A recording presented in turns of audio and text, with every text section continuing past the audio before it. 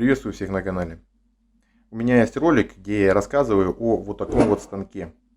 Этот станок у меня уже достаточно давно, уже более 10 лет я на нем работаю. В принципе, он меня во всем устраивает. Так вот, по этому ролику, где я рассказываю о функциональных возможностях, возникает много вопросов. В частности, что, где, как регулируется. Поэтому в этом ролике постараюсь, насколько могу, доступным языком рассказать, объяснить, что где натягивается, что где подтягивается, что куда надо вставить. Приятного просмотра и всем добра! Непосредственно регулировка пильного узла.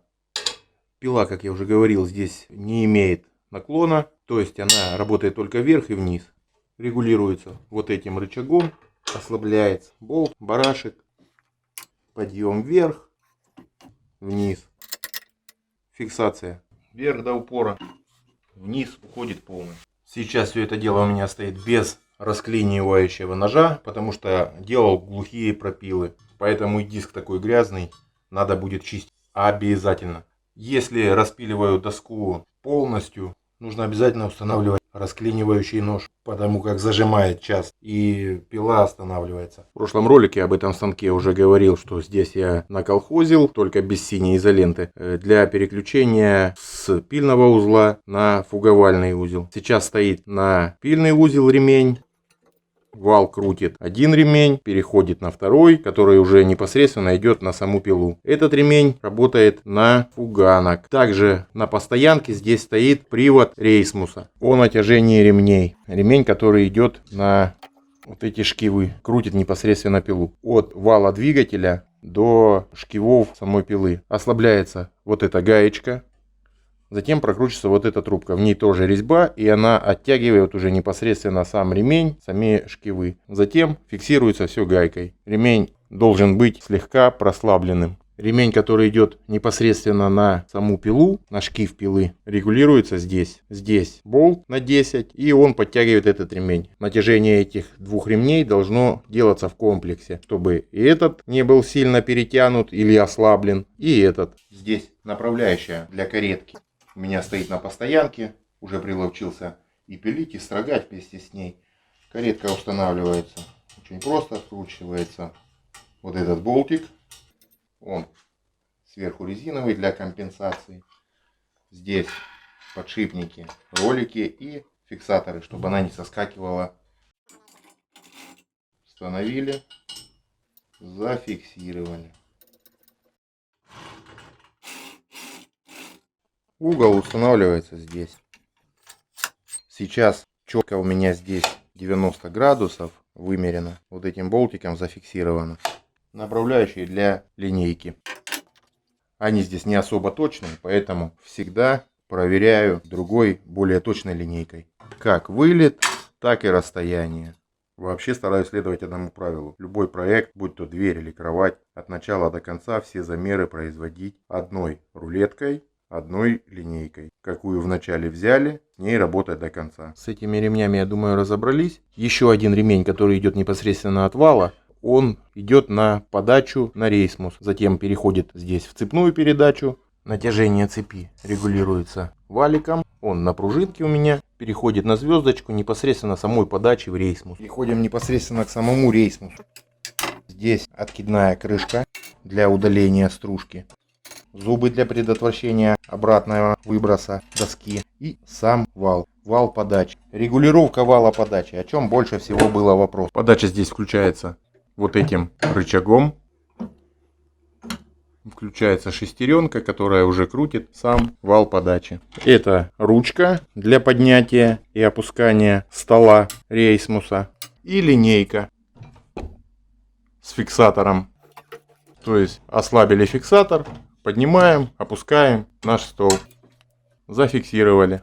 Скажу сразу, линейка здесь достаточно точная. Погрешность 0,3 мм. Сам вал подачи. С этой стороны у него шестеренка, которая приводится цепной передачей в действие. И он крутится. Сейчас покажу его регулировку.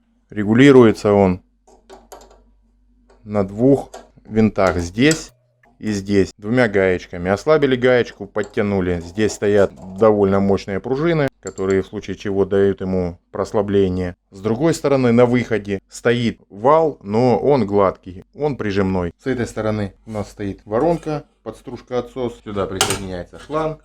Она была пластиковая, но со временем износилась. Я ее заменил на железную. Сейчас покажу выходной прижимной вал Рейсмуса.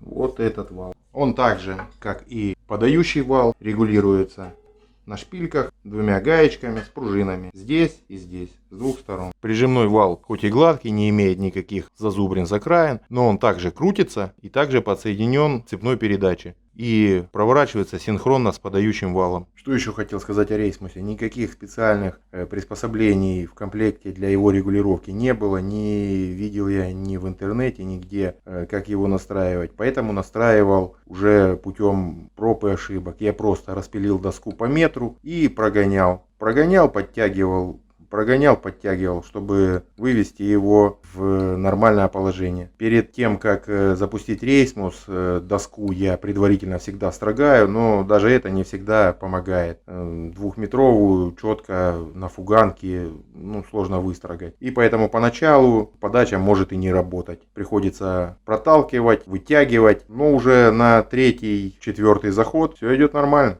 И да, в инструкции к станку сказано, что максимум он может брать 3 мм. Я столько не беру, максимум я брал 2 мм. Устанавливал на фугование, у меня 2 стоит, 2,5. Рейсмус также, шаг 1,5-2 мм. Регулировка высоты фуговальных столов. Здесь у нас ослабляется болт на 10, а затем прокручивается вот эта ручечка. Таким образом он ходит вверх, вниз.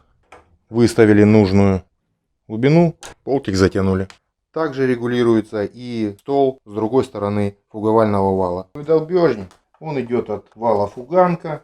То есть, когда мы его включаем, мы устанавливаем ремни в положение на фуговальный вал.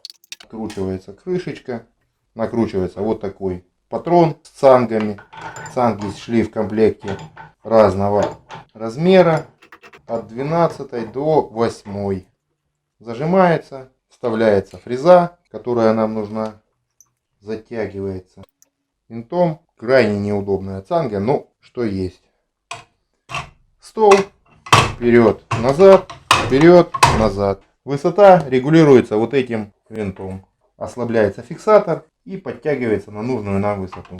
Еще сюда в комплекте шел вот такой барабан для фрезеровки со сменными ножами. Здесь были одни ножи. Честно скажу, я им никогда не пользовался, да и вряд ли буду, потому что у меня есть отдельный фрезеровочный стол. По натяжению ремня, который идет непосредственно на вал фуганка. Здесь немного все сложнее. Ремень натягивается непосредственно валом двигателя, то есть здесь нет таких регулировок. И чтобы его натянуть, нам надо ослабить сначала этот ремень привода на подающий Рейсмуса, затем открутить раму, здесь болт и с той стороны такие же болты держат раму, на которой крепится сам двигатель. И уже натяжением самого двигателя мы натягиваем ремень фуганка. Также не до струны, а чтобы он был немного прослаблен. Как-то так. Если возникнут вопросы, пишите в комментариях, я их читаю все. Жду ваших оценок. Обязательно подписывайтесь на канал. Всем добра.